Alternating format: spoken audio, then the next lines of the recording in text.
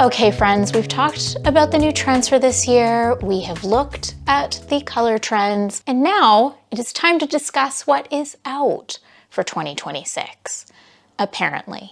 Hello, welcome, I'm Tara, I'm an interior designer, and yes, today we are going to talk about what design trends are on their way out for the coming year. Now, I am always a bit apprehensive when I see videos or articles talking about design trends being over. I am not fond of the kind of content that just makes people feel bad about their homes, because it really sucks when you've spent a lot of time and money creating a space that you really love, only for some snarky guy on the internet to tell you that everything you've done is now out of style. So I find usually the best course of action is to ignore those people. But I have to admit, I did let my curiosity get the better of me, and I did end up reading a few of the articles I came across. And now I am here to tell you about what I found and share with you my honest opinions about what I think of these design trends that are supposedly on their way out. Here we go.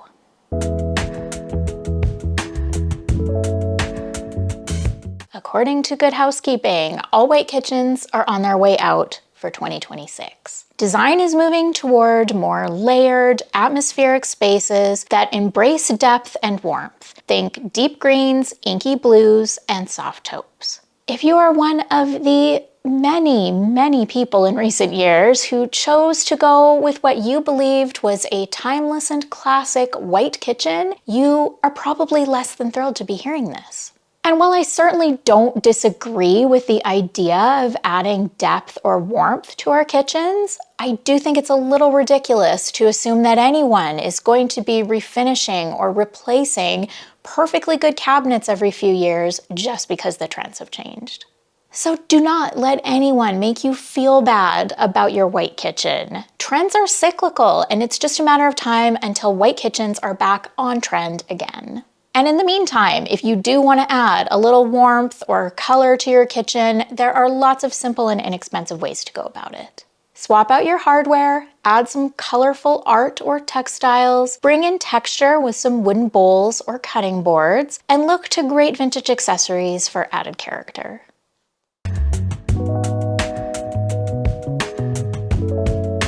So Domino is trying to tell us that the unexpected red theory is over and has been replaced by the unexpected hot pink theory. No, I'm sorry, I'm not buying it. I don't think there is anything about a little pop of red that feels at all dated. Red is a classic color. I love the unexpected red theory, and no one is going to convince me that it's over. Now, if you like the idea of a pop of hot pink, that's cool. I think that's really fun. I have zero issues with that. But really the underlying lesson behind this theory is that an unexpected pop of bold color in a space is a great decorating trick. It could be red, pink, chartreuse, cobalt blue, take your pick. But let's not dictate which color it has to be in order to remain on trend.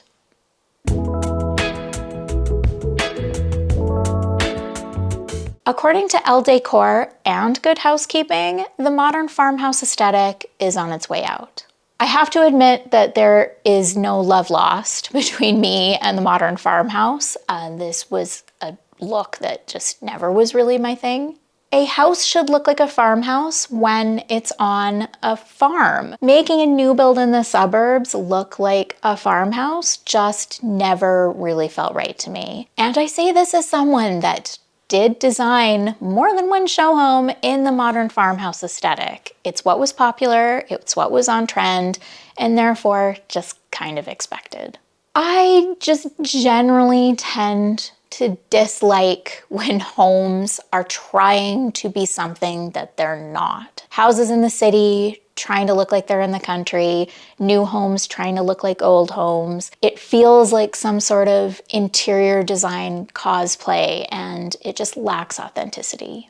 So what do you do if you really like the modern farmhouse aesthetic, but you don't live in a farmhouse? You can still have some farmhouse style pieces, but try mixing them with some other design styles. So dip your toe in the modern farmhouse look, but maybe just don't make it your home's entire personality.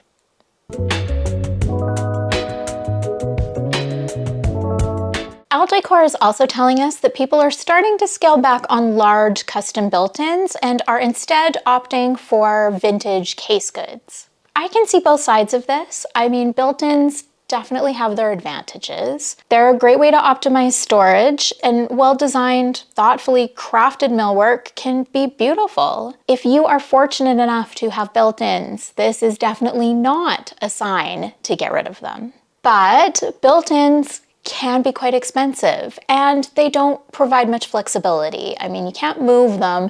There really isn't much that you can do to change them. So I can see where in some circumstances, a great piece of storage furniture could be a stylish and cost-effective alternative.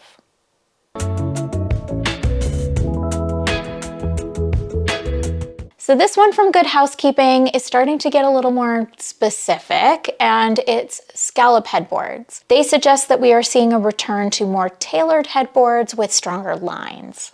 Honestly, does this really matter? I mean, I have seen gorgeous bedrooms with scallop headboards. I have seen gorgeous bedrooms with clean lined headboards. It's a headboard. Just go ahead and do whatever you want.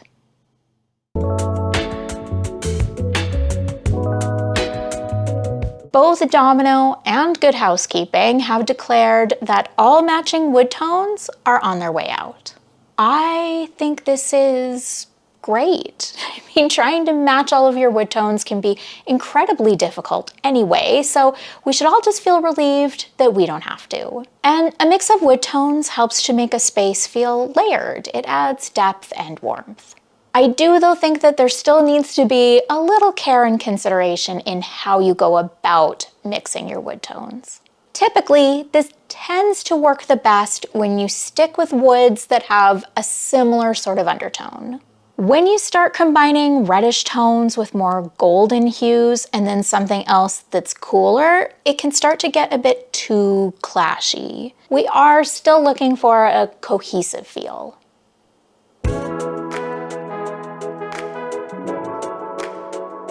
The image that accompanied this one about oversized statement pendants from Good Housekeeping was of a kitchen island, so I'm going to assume that's the focus. And this is one that I feel has been a bit controversial. Some people really like the look of pendant lights over an island. Some people really don't. For me, I think it really depends on the style of the pendant. I heard someone compare the appearance of kitchen pendant lights to those heat lamps that you see in commercial kitchens, and I suppose in some circumstances with some pendant lights that is a fair comparison, but I think there are lots of other pendant lights that don't look that way at all. Whether or not a kitchen could benefit from some island pendant lights, I think really has to be determined on a case-by-case basis. If you already have a lot going on in your kitchen, you might feel like pendant lights just add too much visual clutter. But an interesting pendant light can also be a great way to change up the look of your space if you're wanting to give it a little bit of a refresh. The good news is that if you have grown a bit tired of your pendant lights and you would prefer some more minimal lighting, it's usually a pretty easy swap to make.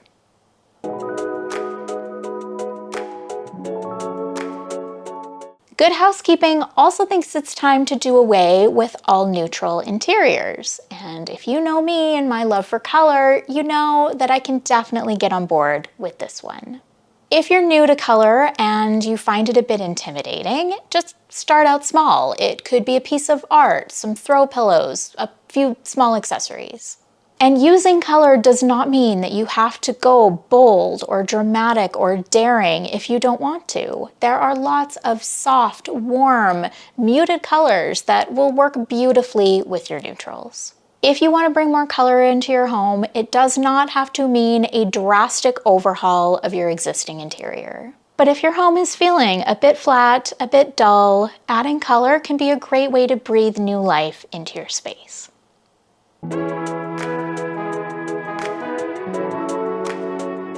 Domino has predicted that in 2026, we will say goodbye to boring ensuites and they will become bolder and more unique. As they point out, people tend to play it a bit safer when it comes to the big investment items like tile or vanities or plumbing fixtures. But there's no reason not to be a little more daring with such things as wallpaper, painted ceilings, or vivid rugs. So go ahead and get creative and have a little fun with your ensuite.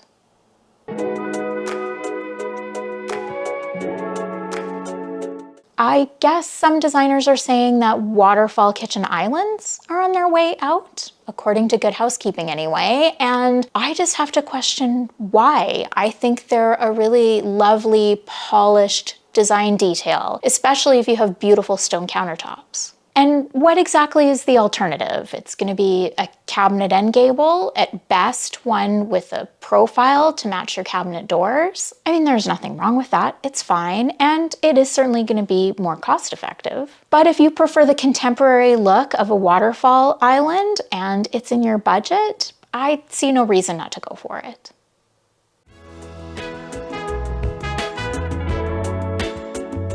I don't know about you, but when I hear this term squishy sectionals, I immediately think of Restoration Hardware's Cloud sofa. Do you remember when everybody was obsessed with that couch? Well, according to Domino, this is a sofa trend on its way out. Rather than all of our living spaces feeling like casual lounges, they're seeing a return of proper sitting rooms, designed more for conversation. And this means more structured, more tailored sofas and daybeds rather than laid-back couches or sectionals. In some ways, I can understand the backlash. I've heard lots of people say that the Cloud sofa really doesn't hold its shape very well and just ends up looking sloppy. But when you're selecting a sofa, I think that function is far more important than trends. You really have to consider your space and your lifestyle. Formal sitting rooms can be great for entertaining, but they're not necessarily where you want to kick back to watch a movie.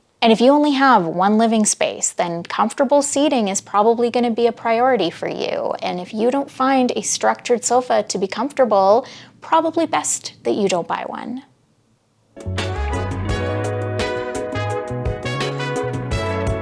Elle Decor is predicting that neutral rugs, like those made of jute or sisal, are on their way out and are going to be replaced by rugs with more color or pattern. I love a good statement rug, so I'm certainly not going to argue with this, but I think there are a lot of factors that you have to keep in mind when you're deciding what direction to go with an area rug.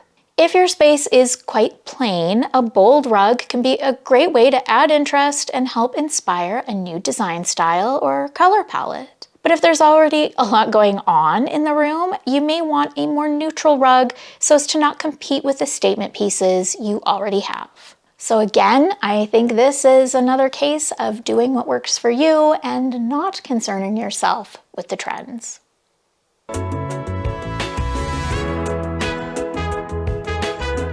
Domino claims in their article that low-profile beds are out, that the new trend in beds is four-poster or canopy beds that make a bold statement. Sure, four-poster beds are beautiful, but they do also tend to take up a lot of space. So if you have a smaller room and lower ceilings, a four-poster bed could really throw off the sense of balance. A narrow frame that feels visually lighter could potentially work better in a smaller bedroom than a bed that is really chunky and heavy. On the other hand, if you have a larger bedroom with higher ceilings, then a low-profile bed could maybe feel a bit smaller under scale. So evaluate what proportions are going to work in your space and choose a style of bed that is going to feel balanced, whatever style that may be.